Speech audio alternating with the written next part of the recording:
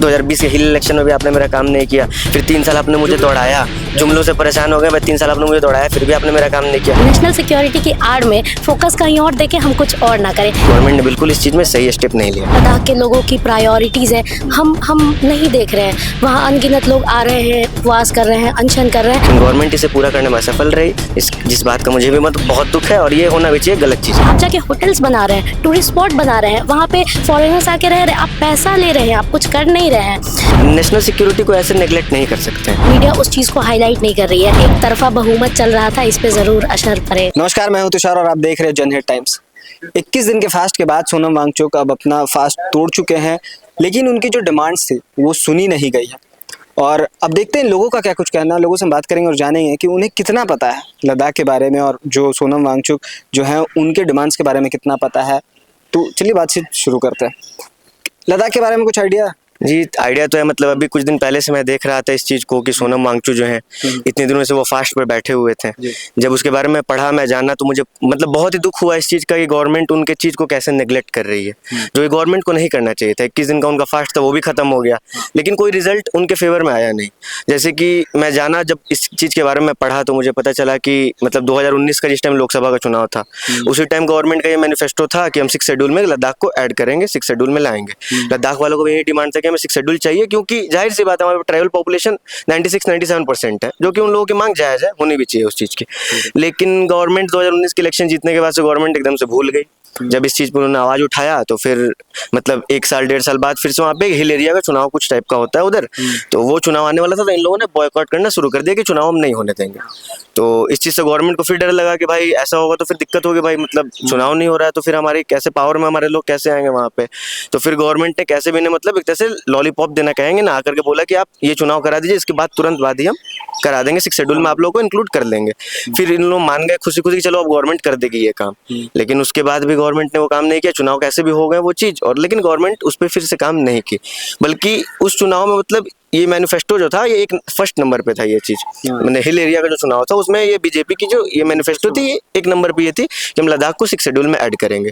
तो वो भी नहीं हुआ। उसके बाद से 2021-22 में मैंने देखा कि ये लोग बहुत बार दिल्ली बुलाया गया इन लोगों को, वहाँ के मतलब कुछ लीडर्स को, लोकल लीडर्स को बुलाया गया, हाँ बुलाया गया और बात किया गया कि हम ऐड करेंगे। फिर कभी बोलते हैं कि आपका ये मतलब हम इस पर एक कमेटी बनाएंगे, वो कमेटी रिकमेंड करेगी तो हम ऐड करेंगे, और लास्ट टाइम अभी कुछ दिन पहले फरवरी के आसपास डायरेक्टली कैंसिल कर दिया सेंट्रल गवर्नमेंट इसको कि नहीं, ये मतलब हम नहीं कर सकते, ये चीज़ नहीं कर पाएंगे, हम 6 शेड्यूल में ऐड नहीं कर पाएंगे। तो ये चीज़ मतलब देख के बहुत ही बुरा लगा कि आप 5 साल से किसी को होप पे होप दिए जा रहे हैं, और ये एक जायज़ एक डिमांड है जो कि गवर्नमेंट को पूरी करनी चाहिए थी इस चीज़ को, लेकिन गवर्नमेंट इसे पूरा करने में असफल रही, जिस बात का मुझे भी बहुत दुख है, और ये होना भी चाहिए, गलत चीज़ है। गवर्नमेंट ने बिल्कुल इस चीज़ में सही स्टेप नहीं लिया। आप बताएं आप। Yeah, so as Divyanshu rightly said, I agree with all the points that he mentioned. The only point I want to put across is the focus. हमें जिस चीज़ पे फोकस करना चाहिए, जो लद्दाख के लोगों की प्रायोरिटीज़ है, हम नहीं देख रहे हैं। वहाँ अनगिनत लोग आ रहे हैं, उपवास कर रहे हैं, अनशन कर रहे हैं, बट एज बीइंग स्टूडेंट्स या फिर हम जो सिटीज़न हैं जो नॉर्मल एरियाज़ में रह रहे हैं, हम फोकस नहीं रख रहे हैं। मीडिया उस चीज़ को हाईलाइट नहीं कर रही है। हम अपने लेवल पे ये कर रहे हैं कि we are sharing the stories on our social media handle, जो भी हमारे पास है, WhatsApp, Facebook, Telegram. Other than that मैं नहीं देख पा रही हूँ कि लोगों में इस बारे में अवेयरनेस ज़्यादा है। अगर ज़्यादा से ज़्यादा इन चीज़ों के बारे में बात होगी, ये चीज़ मीडिया में लाई जाएगी, तो शायद गवर्नमेंट और ज़्यादा बाधित होगी एक्शन लेने पे, और इस तरह का नेग्लिजेंस नहीं देखने को मिलेगा। That's all I want to say. Thank you. और एक और सवाल है कि जैसे जो सरकार का कहना है कि जिस तरीके से गलवान वैली में जो 2020 के आसपास में जो चीज़ें जो क्लैश हुआ चाइना के साथ, तो उसके वजह से बहुत ज़रूरी है कि वहाँ पे जो इंफ्रास्ट्रक्चर है वो बनाया जाए, बढ़ाया जाए, ताकि कल को अगर वॉर होता है तो हमारी जो मिलिट्री की गाड़ियाँ हैं वो तुरंत से तुरंत वहाँ पे पहुँच सके। तो ये कहीं ना कहीं कारण बताया जाता है वहाँ के इंफ्रास्ट्रक्चर डेवलपमेंट को लेकर। लेकिन वही सोनम वांगचुक का कहना है कि यहाँ जब इंफ्रास्ट्रक्चर डेवलप होगा तो कहीं ना कहीं ये बहुत फ्रेजाइल इलाका है, तो वो यहाँ के जो रहने वाले लोग हैं वो कहीं ना कहीं उनको डैमेज होगा। जैसे हम देख रहे हैं इस समय उत्तराखंड में यही हालत है। तो इस आर्ग्यूमेंट को आप कैसे देखते हैं कि एक तरफ नेशनल सिक्योरिटी है, दूसरी तरफ वहाँ के जो लोग हैं उनकी जिंदगियाँ हैं? देखिए, जैसे कि जो उत्तराखंड का ये बात बता रहे हैं, तो वो जिस जगह पे वो कौन सा जगह था, कौन सा जहाँ पे भी कुछ दिन पहले वो सब धंस गया था, वो कौन सी जगह था उत्तराखंड में, मैं नाम भूल रहा हूँ उस चीज़ का, लेकिन मतलब जो बात आप बता रहे हो उत्तराखंड में, वो चीज़ मैंने पढ़ा था, उसमें 1970 के आसपास एक कमेटी थी जिसने रिकमेंड किया था कि उस जगह पे ऐसे डेवलपमेंट नहीं होने चाहिए। तो लेकिन उसके बाद भी गवर्नमेंट ने किया, तो उसका खामियाजा इन्होंने भुगत लिया इस चीज़ को। लेकिन जहाँ तक की बात है बॉर्डर एरिया, स्पेशली चाइना बहुत ही मतलब क्रूशियल एरिया है चाइना, वो सब एरिया, तो वहाँ भी देखिए हम नेशनल सिक्योरिटी को ऐसे नेगलेक्ट नहीं कर सकते हैं। वहाँ पे डेवलपमेंट जरूरी है, लेकिन बशर्ते आपको ये देखना पड़ेगा डेवलपमेंट आप कर रहे हैं तो ऑन व्हाट बेसिस, उसका आपको कॉस्ट क्या पे करना पड़ेगा। ठीक है, डेवलपमेंट एकदम जरूरी है, बॉर्डर लाइन पे डेवलपमेंट होनी चाहिए, क्योंकि चाइना आप जान रहे हैं बहुत ही एग्रेसिव पॉलिटिक्स है उसका, वो घुसते रहता है आए दिन, कुछ ना कुछ उसका पॉलिटिक्स चलते रहता है। तो वहाँ पे डेवलपमेंट के मैं सपोर्ट में हूँ, लेकिन मतलब ऑन व्हाट कॉस्ट, आखिर डेवलपमेंट भी हो तो किस कॉस्ट पे हो, तो मतलब आप नेचर के साथ ज़्यादा खिलवाड़ नहीं करें वहाँ, आप उस चीज़ को पहले अच्छे से स्टडी करें। वहाँ पे एक अपने मतलब टीम भेजे जो कि इन्वायरमेंट जो स्टडी करती है, उस टीम को आप भेजें वहाँ पे, पहले अच्छे से वो चीज़ पता करें कि आखिर मतलब यहाँ पे ये बन सकता है या नहीं बन सकता है, और जिस एरिया में वो मतलब एप्लीकेबल हो, जिस एरिया में मतलब बन सके, बस वहीं पे वो सब डेवलपमेंट किया जाए। क्योंकि मैं डायरेक्टली नहीं बोलूँगा कि एकदम नहीं करना चाहिए, क्योंकि आपका national security should be the priority first. आप बताएं। या I want to say as you mention the point the national security, और दिव्यांशु ने बोला कि एट व्हाट कॉस्ट, हम इसको इस तरीके से भी देख सकते हैं कि हमें डेवलपमेंट किस एक्सटेंट तक करना है। क्या हम वो डेवलपमेंट अपने टूरिज्म को बढ़ाने के लिए कर रहे हैं, क्या हम वो डेवलपमेंट बड़े बड़े होटल्स बना के कैपिटलिज्म अपना रहे हैं। तो जब वहाँ की कमेटी ये बोल रही है, जब वहाँ के जो नेटिव है, जो सिटीजन वहाँ डेली रह रहे हैं, वो ये बता रहे हैं कि यहाँ पे इंफ्रास्ट्रक्चर डेवलपमेंट से क्या क्या प्रॉब्लम्स हो सकती है, इसके लिए हमें किस एक्सटेंट पे उसका भुगतान करना पड़ेगा। तो जब बात नेशनल सिक्योरिटी की हो तो हम उसको वहीं तक सीमित करें, नेशनल सिक्योरिटी की आड़ में फोकस कहीं और देके हम कुछ और ना करें, दैट इज़ वेरी इंपॉर्टेंट। तो इसके लिए हमें ट्रांसपेरेंसी की ज़रूरत है कि जो इंफ्रास्ट्रक्चर बिल्डिंग है उनमें एग्जैक्टली हमें क्या ज़रूरत है, क्या ज़रूरत नहीं है। लोग बोलते हैं हम आपको डेवलप करें, आप जाके होटल्स बना रहे हैं, टूरिस्ट स्पॉट बना रहे हैं, वहाँ पे फॉरेनर्स आके रह रहे हैं, आप पैसा ले रहे हैं, आप कुछ कर नहीं रहे हैं। तो वी नीड द ट्रांसपेरेंसी कि आप एग्जैक्टली क्या करना चाहते हैं, एग्जैक्टली आपका मुद्दा क्या है। सो अगर हम थोड़े से अवेयर रहें, सिटीजन्स अवेयर रहें, ये बात लोगों तक पहुँचाई जाए तो इसका बहुत ज़्यादा सोल्यूशन मिल सकता है हमें। That's all I want to put across. एक और चीज़ है कि जब धारा 370 जम्मू कश्मीर से हटाया गया तो लद्दाख भी उस समय उसी का पार्ट था, लेकिन उस शुरुआत में तो जितने लद्दाख के लोग थे वो खुश थे कि कम से कम हमें अब 370 के आड़ में जो यहाँ पे हमारा जो डेवलपमेंट नहीं हो पा रहा था, कहीं ना कहीं अब सीधे फोकस अब हमारे ऊपर रहेगा, हम जो कश्मीर के अंडर में अब नहीं रहेंगे। तो लेकिन जो ज़मीनें वहाँ की उसके अंदर में थी, और जो ज़मीनों का जो एक तरह से उनका सेफगार्ड मिलता था 370 के तहत, अब वो चीज़ चला गया है। और आपको लग रहा है कि कहीं ना कहीं, क्योंकि ऐसा कहा जाता है कि जो टेरेन है लद्दाख का वो अफगानिस्तान की तरह, जहाँ पे मिनरल और जो रिसोर्सेज है वहाँ पे बहुत ज़्यादा है, तो आपको लगता है कि कहीं ना कहीं कुछ बिजनेसमैन के लिए वो जो जगह है वो खुली छोड़ दी गई है अब? देखिए, इस चीज़ को आप इस एंगल से देख सकते हैं, लेकिन मेरा मानना ये है कि लद्दाख के लोगों को सबसे ज़्यादा दिक्कत इस बात से भी, जैसे कि वो लोग डिमांड एक 6 शेड्यूल का कर रहे हैं, और दूसरा डिमांड उनका ये है कि जैसे कि कश्मीर में विधानसभा आप ला रहे हैं, लेजिस्लेटिव असेंबली, वैसा आप लद्दाख को या तो 6 शेड्यूल कर दीजिए तो लेजिस्लेटिव असेंबली दे दीजिए। हाँ, तो मेरा ये मानना है गवर्नमेंट का लेजिस्लेटिव असेंबली देना ज़्यादा बेहतर रहेगा, क्योंकि लद्दाख में आप पहले देख सकते हैं जिस टाइम मतलब ये यूनियन टेरिटरी नहीं थी, उस टाइम लद्दाख से आपको 6 सीटें हुआ करती थी। एक आपको लेह से 4 आपको विधानसभा में जाता था, और कारगिल से 2 सीट आपका विधान परिषद में आता था। ठीक है, तो इस तरह से लोगों को रिप्रेजेंटेशन वहां मिलता था, उनके मुद्दे उठाए जाते थे। लेकिन अभी सीट घट के जो भी आप बता रहे थे, 1 कर दी गई है, 1 लोकसभा सीट है। तो मेरे कहने का मतलब है कि वहाँ पे लेजिस्लेटिव असेंबली देना ज्यादा बेहतर रहेगा गवर्नमेंट को। अगर आप फ्री कर रहे हैं, जैसे कि आप 370 हटा दिए, अच्छी बात है, ठीक है, मिनरल से ये भी जरूरी है कंट्री के डेवलपमेंट के लिए।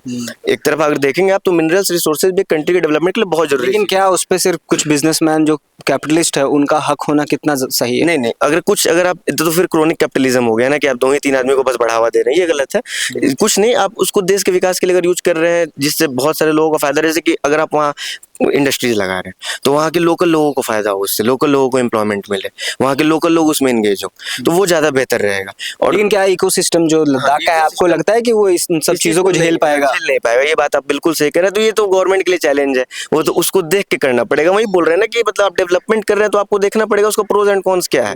मतलब डेवलपमेंट होगा तो जाहिर सी बात है कुछ ना कुछ नेचर को नुकसान होना है, लेकिन एक ही बार इतना भी नुकसान ना हो जाए जिससे कि लोगों को दिक्कत हो और लोगों की जिंदगी खतरे में है। जैसे कि पहाड़ खोद के बहुत ज्यादा ऐसा होता है कि रोड बना रहे हैं तो कुछ दिन बाद से लैंडस्लाइड हो जाती है, तो उससे बहुत लोगों की जान चली जाती है। तो एक बार वो ऐसा भी डेवलपमेंट एक ही बार में वो ऐसा भी नहीं करना है, आपको पहले जगह को अच्छे से रीड करना है, फिर उसके हिसाब से आपको वहाँ का डेवलपमेंट करना है। तो legislative assembly will be the most convenient option for the government, I think so in this matter. Legislative assembly दे करके वहाँ के लोगों को एक तरह से आपको मतलब क्या बोलते हैं, उन लोगों को आवाज भी मिल जाएगी। जैसे कि पहले 4 सीटें थी, आप थोड़ा सीट और बढ़ा दीजिए, वहाँ का 5-6 सीटें कर दीजिए, जैसे भी मतलब लेजिस्लेटिव असेंबली अगर आती है तो वहाँ के लोगों को आपको आवाज मिलेगी, वहाँ के लोग अपना रिप्रेजेंटेटिव चूज करेंगे, वहाँ के रिप्रेजेंटेटिव अच्छे से जान रहे हो जाओगे। देखिए बोला जाता है ना कि लोकल बॉडीज बहुत जरूरी इसलिए होती है, लोकल बॉडीज में वहाँ के लोकल लोगों का होना, क्योंकि लोकल लोग अच्छे से जानते हैं उस जगह की दिक्कतें क्या है। हम बैठ करके यहाँ दिल्ली में नहीं बता सकते हैं लद्दाख का क्या दिक्कत है, हम यहाँ JNU में पढ़ रहे हैं, हम तो एग्जैक्ट ग्राउंड वर्क नहीं जान रहे हैं ना कि लद्दाख में क्या दिक्कत है क्या नहीं, हम तो बस यहाँ जो पढ़ लिए न्यूज आर्टिकल देख के बता दिए उससे। तो वहाँ के लोकल लोगों को जब तक रिप्रेजेंटेशन नहीं मिलेगी तो वहाँ का एक्चुअल मुद्दा, एक्चुअल प्रॉब्लम सामने उठ के नहीं आ पाएगा। तो वहाँ के लोकल लोगों को जब रिप्रेजेंटेशन मिलेगी, वो चीज उससे आवाज उठाएंगे वहाँ के लोग, तो फिर एक तरह से मतलब एकदम इक्वल और ट्रांसपेरेंसी में ये सब काम होगा और अच्छे से होगा। तो मेरा ये मानना है कि लेजिस्लेटिव असेंबली ज्यादा बेहतर रहेगा वहाँ पे। हाँ चलिए, तो एक और चीज इससे, एक और सवाल, आखिरी सवाल है इससे, कि आने वाले वक्त में जो चुनाव होने वाले हैं, जो 2024 के लोकसभा चुनाव होंगे, तो सोनम वांगचुक ने सीधे तौर पे कहा है कि जिस तरीके से मैनिफेस्टो में कोई वादे शामिल करने के बाद उस चीज को सुना नहीं जाता है, और इसलिए उन्होंने कहा है कि जो अपना मताधिकार है वो सही तरीके से इस बार 2024 में इस्तेमाल करें। तो आपको लगता है कि कहीं ना कहीं वो लद्दाख से, जो बीजेपी के वहाँ पे सांसद भी रह चुके हैं, तो इस पे असर पड़ेगा लोकसभा चुनाव? जी देखिए, सोनम वांगचुक बहुत ही पॉपुलर फिगर हैं, पहले से भी हैं, और इस फास्ट के बाद से तो फिल्म बन चुकी है, रणछोड़ दास का कैरेक्टर 3 इडियट्स उन पे बन चुकी है। और दूसरा बात कि पहले बहुत लोग नहीं भी जानते थे, तो इस फास्ट के बाद से ऑल ओवर इंडिया में लोग जान रहे हैं, और उनका डिमांड सब कोई जान रहे, जो भी जान रहे हैं वो जान रहे हैं कि उनका डिमांड गलत नहीं था किसी भी एंगल से, वो डिमांड एकदम सही कर रहे थे। तो ये हो सकता है वो तंग आ गए हो सरकार की चीजों से कि भाई 2019 में भी आपने मुझसे वादा किया, आपने मेरा काम नहीं किया, 2020 के हिल इलेक्शन में भी आपने मेरा काम नहीं किया, फिर 3 साल आपने मुझे दौड़ाया, जुमलों से परेशान हो गए, भाई 3 साल आपने मुझे दौड़ाया, फिर भी आपने मेरा काम नहीं किया। तो हो सकता है वो इनडायरेक्टली लोगों से अपील कर रहे हो कि अब आप दूसरा अल्टरनेटिव देख सकते हैं। चलिए, बिल्कुल, जो स्टूडेंट्स कंसर्न है, जो सिटीजन्स जो अवेयर है, उनका हम न्यूज़ आर्टिकल्स पढ़ रहे हैं, हम देख रहे हैं, हम वीडियोस देख रहे हैं, हर रोज़ अनशन की वीडियोस आ रही है, क्या प्रॉब्लम्स है। तो चुनाव के पहले बिल्कुल ये जो एक तरफा बहुमत चल रहा था, इस पे ज़रूर असर पड़ेगा, ये बस यही मेरे राय है। और जी हम माइनिंग वगैरह की बात कर रहे थे, इंडस्ट्रियलाइजेशन की बात कर रहे थे, तो मेरा कहना ये है कि हर सिक्के के तो 2 ही पहलू होते हैं। और जैसे हम अपने इंडिया में देख ले, जो भी जैसे आपने मेंशन किया कि वो जो स्टेट्स हैं, मतलब वो जो क्षेत्र हैं, वो बहुत ही ज़्यादा रिसोर्सेज में, मतलब बहुत ज़्यादा उनके पास रिसोर्सेज हैं।